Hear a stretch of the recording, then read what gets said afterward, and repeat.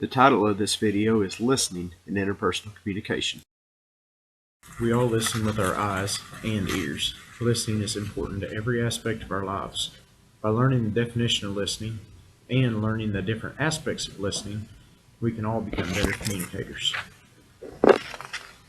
Listening is the process of receiving, understanding, remembering, evaluating, and responding to verbal or nonverbal messages. There are many steps to listening. There are also barriers to our listening. In Julian Treasure's TED Talk on 5 ways to listen better, he states that conscious listening always creates understanding. In order for us to gain understanding, that it's important to know the different aspects of listening and apply them to our communication. The first step of listening is receiving.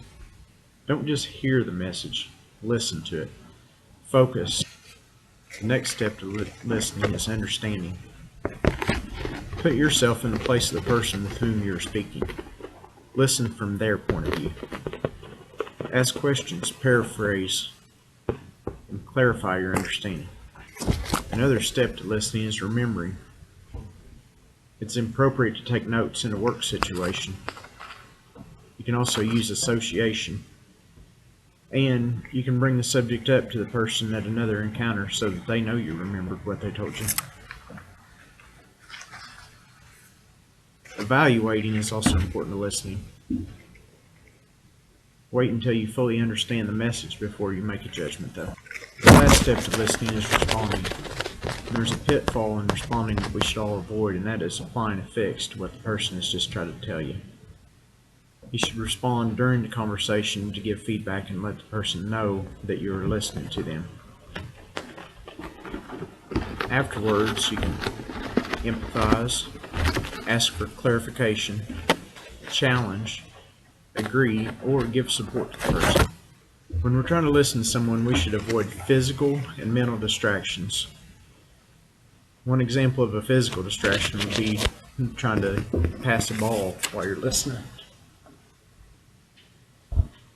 You couldn't truly listen to the message person was trying to tell you or understand while you're trying to do something else. Multitasking while you're trying to listen is a bad thing. Something that we have with us all the time that can also cause a physical distraction is our phones. So when we sit down to talk with someone, it's a good idea to silence your phone or shut it off or put it in another place so that you don't receive calls or texts or Facebook messages or other social media messages while you're trying to listen to someone. Oh, looks like I need to shut my phone off as well. Okay, we got that out of the way. Another barrier to effective listening is bias or prejudice. A bias or prejudice is a huge barrier to listening to someone and trying to understand their message. You cannot gain understanding and build a relationship with another person or help a situation if you let a bias or a prejudice get in your way of understanding what they're trying to tell you. If you feel someone's biased or prejudiced while you're talking to them, there's some methods that you can use to fend this off. And one example of this is, I understand you don't like the maintenance department, and I understand why, but please listen to what I have to say. Lack of appropriate focus is another barrier to communication. So whenever we sit down to listen to someone or pay attention to them, we should have the proper state of mind and focus on what the person's trying to say. Watch their body language, listen to the words that are coming out of their mouth, hear the way they're saying things.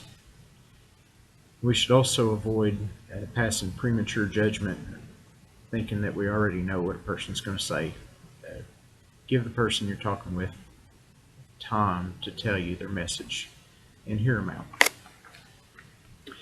There's some different styles of effective listening. One of them is empathetic and objective listening. Being able to perceive future pain, such as saving water for the next day to avoid thirst, is one of the most basic levels of human thought. Being able to understand the pain of another person is a very high level of human thought, and this is known as empathy.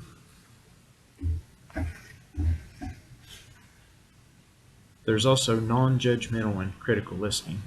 You should listen with an open mind to understand the message while listening critically to analyze the message. Another style of listening is surface and depth listening. Surface listening tells us the literal meaning of what is said. Depth listening helps you to understand the underlying message that's being told to you as well. Polite listening encourages the speaker to continue. It lets them know that you either agree or at least you're hearing them out. Impolite listening shows disapproval for what's being said. Active listening is a very positive form of listening. This sends the message back to the person that's speaking to you, and also legitimizes their feelings.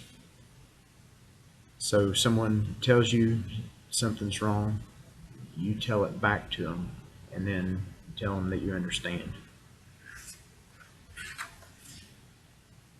In Stephen R. Covey's book, 7 Habits of Highly Effective People, Lesson 5 is to seek first to understand, then to be understood. He states that we have years of education in writing, reading, and speaking, but not much training in how to listen. Thank you.